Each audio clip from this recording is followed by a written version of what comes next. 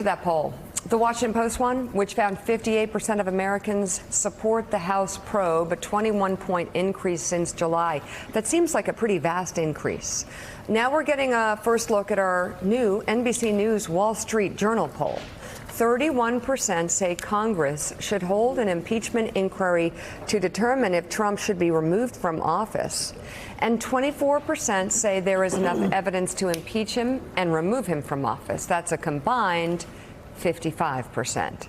And for the first... Can we stop right there for 1 second? And Claire, let's go back. I want to go back to that last full screen we have.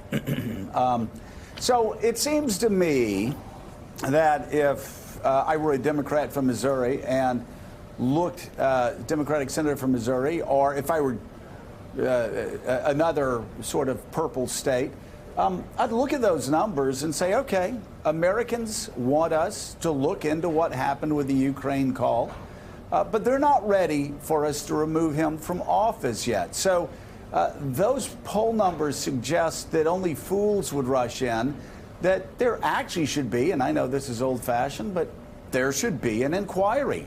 They should gather facts. There shouldn't be a rush, as I've heard from many commentators and politicians, to impeach him first and get the facts later. Yeah, I think in Missouri they just polled, and frankly, it was those numbers were a little different in Missouri. There was still 54% of Missourians who don't think he should be impeached or there should be an inquiry. Right. But around the country right now, I mean, bottom line, you've got 35 to 40% of the people who are standing firm and buying what Trump is selling.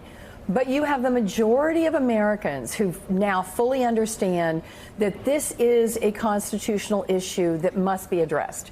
And what they're doing, this ridiculous letter that was sent by somebody who calls themselves a lawyer from the White House, every lawyer in the country is going, are you kidding me? What, we don't have to cooperate with an impeachment because we don't feel like it? I mean, this is for all these guys who have waved the Constitution in my face. And all of the judicial nomination hearings where they talk about textualists and sticking to the text of the Constitution and not rewriting the law in the courts. For gosh sakes, it couldn't be more black letter that the Constitution allows for this process. And so I think we're going to have a big legal earth-shaking decision that will reaffirm, hopefully, what our founding fathers intended. And you know, Willie, we talked before last hour about the fact that the Trump administration, the Justice Department, now pointing back to Richard Nixon, suggesting that Nixon was framed, federal judges rolling their eyes and mocking them at those suggestions. But you look at the numbers, and there is no doubt a majority of Americans want the impeachment inquiry to move forward, whether it's 55% or 58%, depending on whether you're reading the Washington Post or the NBC News Wall Street Journal poll.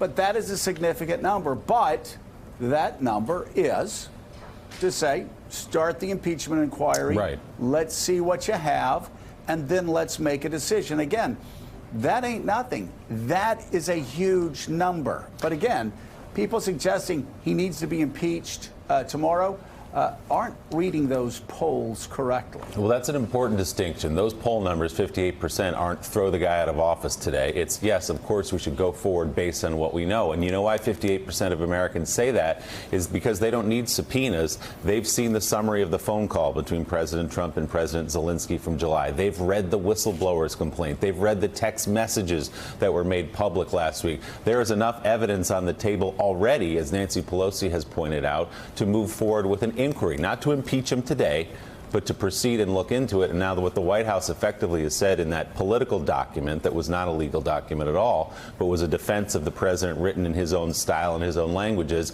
we will not cooperate with you. So now the question becomes, what happens? What's the next move for Congress? What does Nancy Pelosi do? What does Adam Schiff do? If you have a White House that is explicitly saying now, we will not cooperate in any way, now what? That's the question.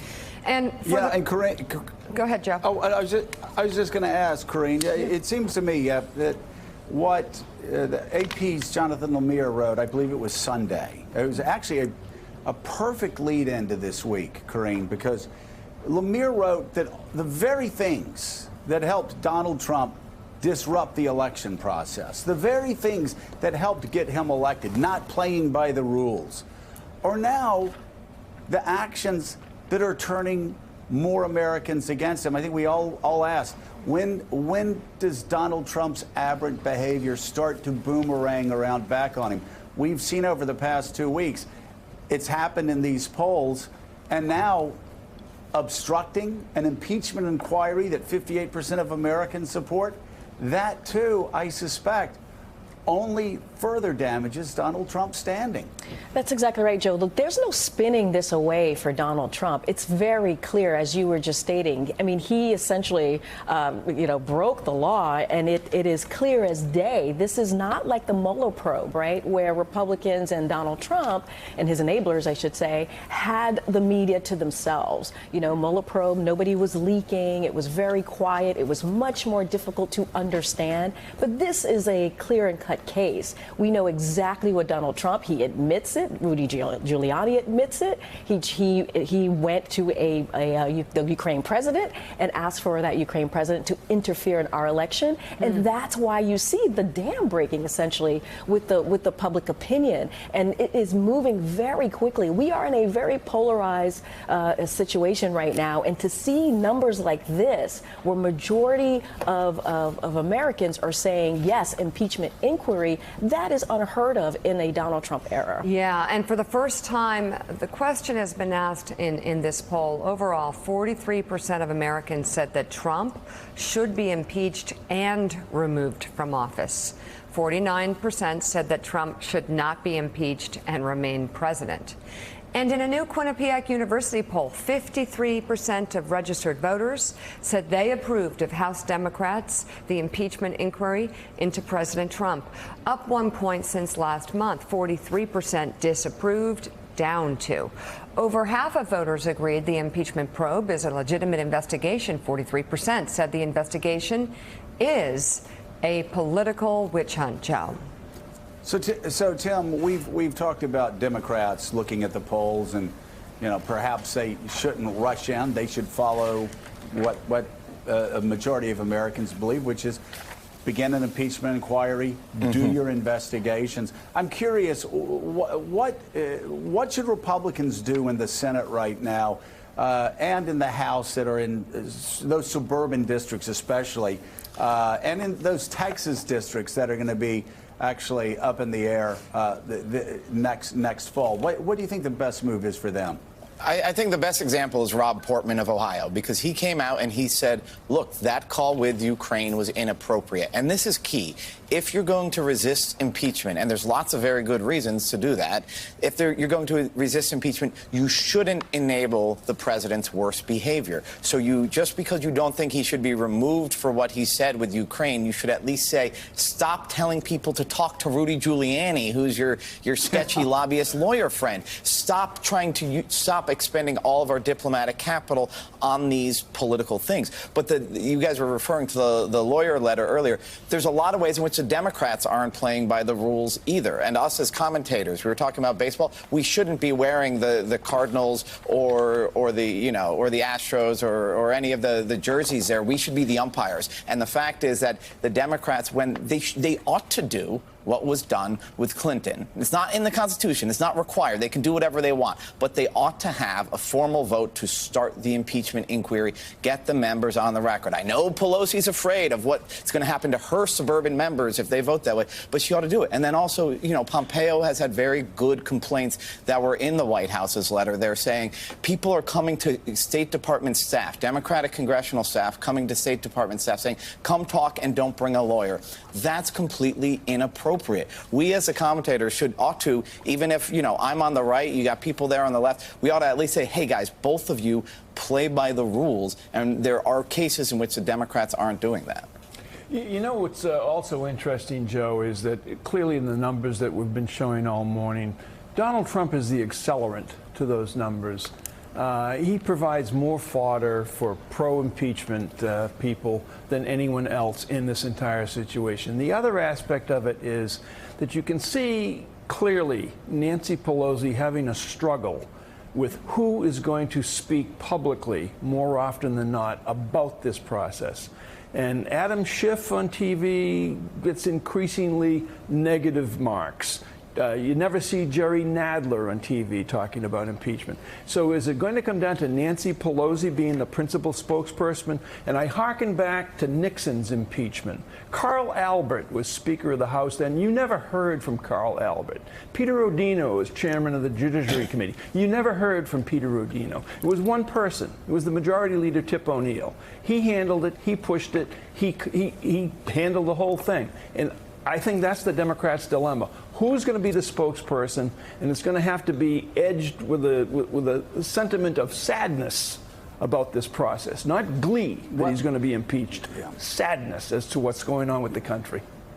Well, you know, David Ignatius, that Mike brings up a great point. I remember when we were going through impeachment in the late 1990s, and I realized that Congress was not a meritocracy, that often the people who were worst at speaking out and persuading voters were often those that got to the front of the microphones, whether it was Newt Gingrich, whether it was Dick Armey, whether it was Tom DeLay. Actually, Bill Paxton was far more effective speaking for the party. Somebody like Steve Largent would have been far more effective speaking for the party. And yet, it went straight with seniority. And I agree with Mike. Unless it's Nancy Pelosi, I think the Democratic Party is going to have a real problem, because there have been some people that have not been as effective as they needed to be during this time for the Democrats.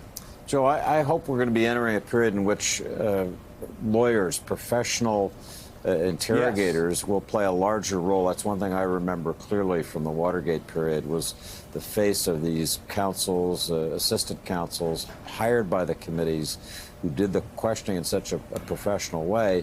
We now have a standoff. The White House is refusing to allow people to testify, refusing to allow production of documents. That's going to have to be tested.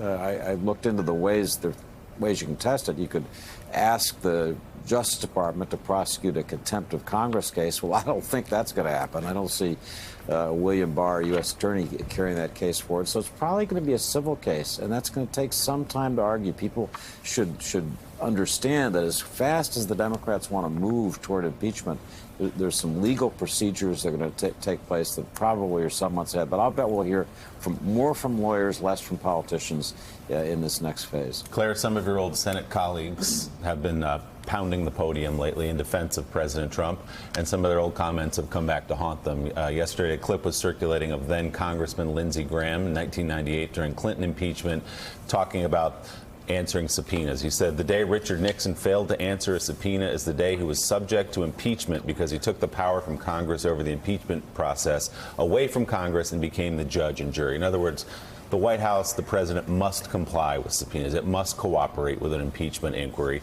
And yet today, many of these same Republicans are defending the president and will defend that letter that the White House put out yesterday. Yeah, I've talked to some of my former colleagues just in the last week, and frankly, it is there's trouble there. There is really some concern, and I think what they did yesterday is just going to amp that up even more.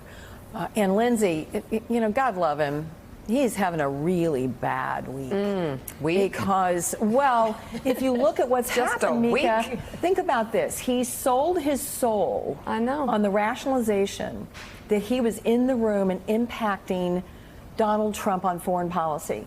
That's what he sold his soul for. Great. And now, with this Syria move, he has totally humiliated Lindsey Graham, because he did it without even, one phone call with Erdogan, and, Trump's gone and doesn't even give Lindsey a heads up. And I think Erdogan is coming for a visit now. Yes. So that should be nice.